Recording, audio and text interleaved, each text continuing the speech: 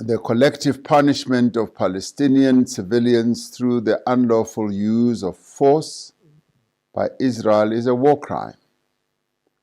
The deliberate denial of medicine, fuel, food, and water to the residents of Gaza is tantamount to genocide. The atrocities that we have witnessed are the latest chapter in a painful history of suffering, oppression, occupation, and conflict going back more than 75 years. So I want us to watch this video where Cyril Ramaphosa, the South African president, and let me just start from the beginning. South Africa has cut all ties with Israel because of what Israel has been doing to the Palestinians in Gaza. Israel has leveled buildings in Gaza. Israel has invaded Gaza. And Israel is doing things that is considered or that fall within the realm of what is considered war crimes. For example, Israel cutting off food, medication, water, and power from a population is considered a war crime. Israel disproportionately killing civilians is considered a war crime. So Israel has done things in Gaza that would be viewed as a war crime. Displacing a population is also considered a war crime. And some people might even say it's considered a genocide. So I believe that, or I will hope that after all this come to an end, that after the dust settles, we can have independent bodies go in and try to establish the facts, try to set the record straight. And if Israel is found guilty of committing war crimes, the perpetrators should be held accountable. Likewise, Hamas. If Hamas is found guilty of committing war crimes, they also should be punished.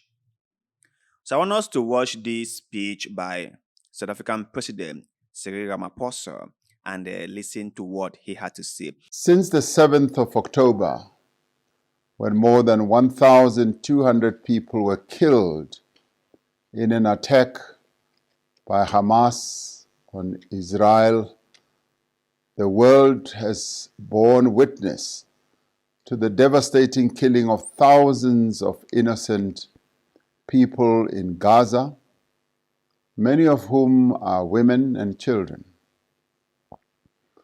Over 11,000 residents of Gaza have been killed. Many thousands more have been injured.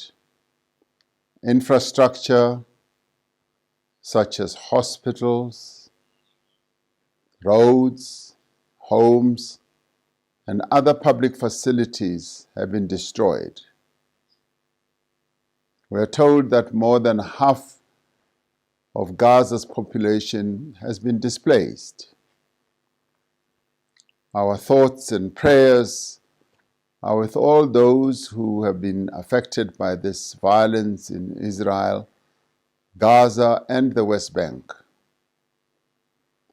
The actions by Israel are in clear violation of international law, including the UN Charter and the Geneva Convention.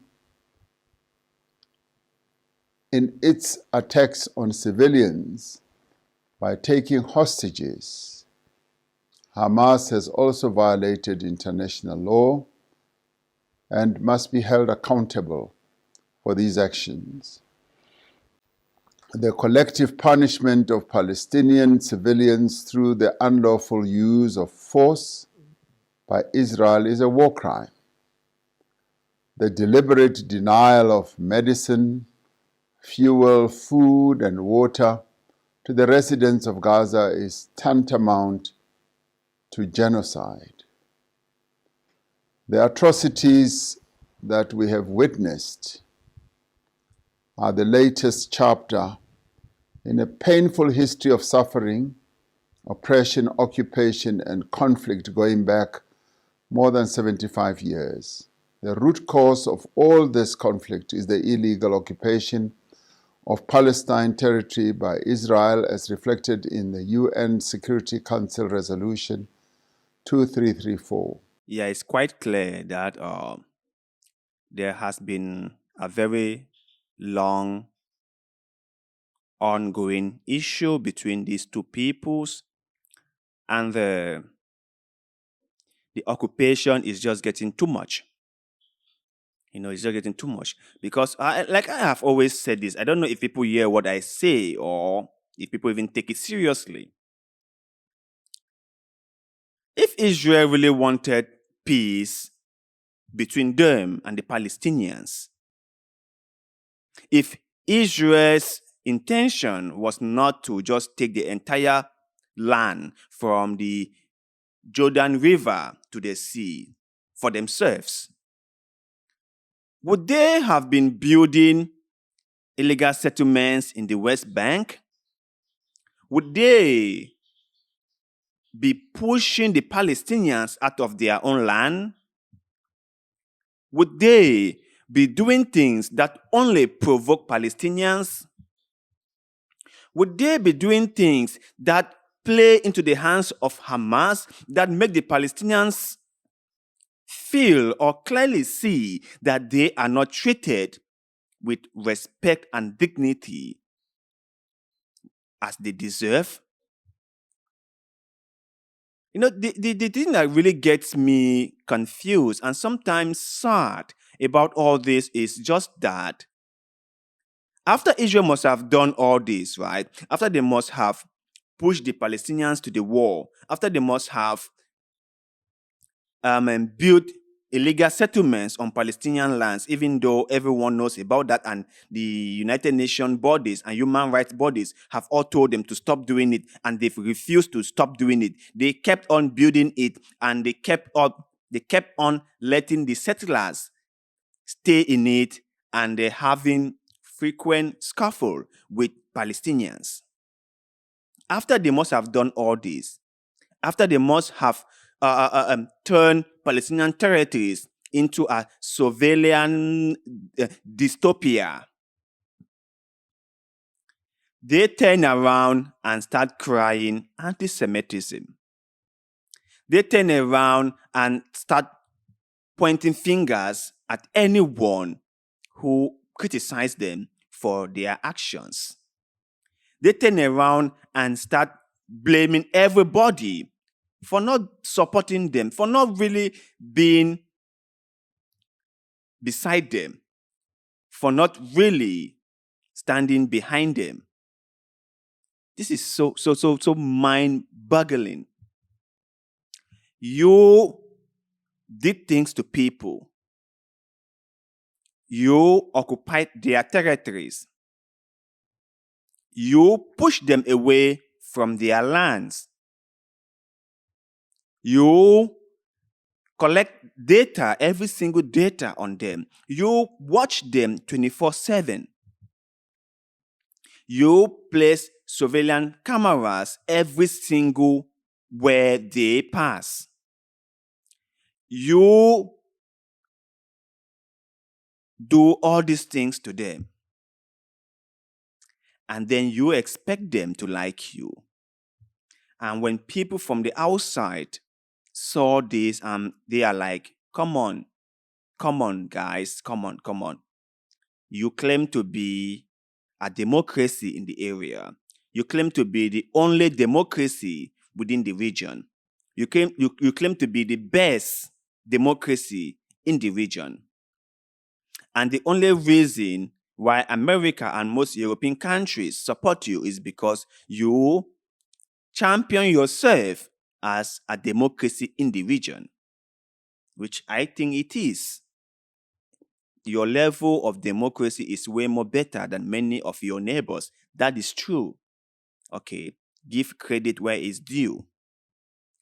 But you cannot expect them to like you after you've treated them the way you've treated them. Can you? Can you blame them for not liking you? Can you sit here with all moral high grounds to say that Palestinians do not like you after you've treated them fairly? Can you really say that? Can you really say that? So let me just put this straight. I hope maybe now someone might hear me, or in the future, people might hear me. The only way you get peace is to make peace. The only way you make peace is to admit where you've gone wrong. If you did something wrong to someone, the only way you make peace with them is to admit that you did something wrong to them. Denying all your wrongdoings is not doing you any favor. Blaming everyone for everything but yourself is also not doing you any favor. Pushing all the blames on Hamas and saying that Hamas started this whole thing is but a lie. Everyone knows it. They might have attacked you on the 7th of October. That is true. But this whole thing did not just started on the 7th of October. It wasn't like you guys were best buddies. You guys were just going about your own thing. And then from nowhere, Hamas came and attacked you. That isn't the story. That is not it. You have occupied the West Bank. You have built illegal settlements. You have punished or you have persecuted the Palestinians living in the West Bank.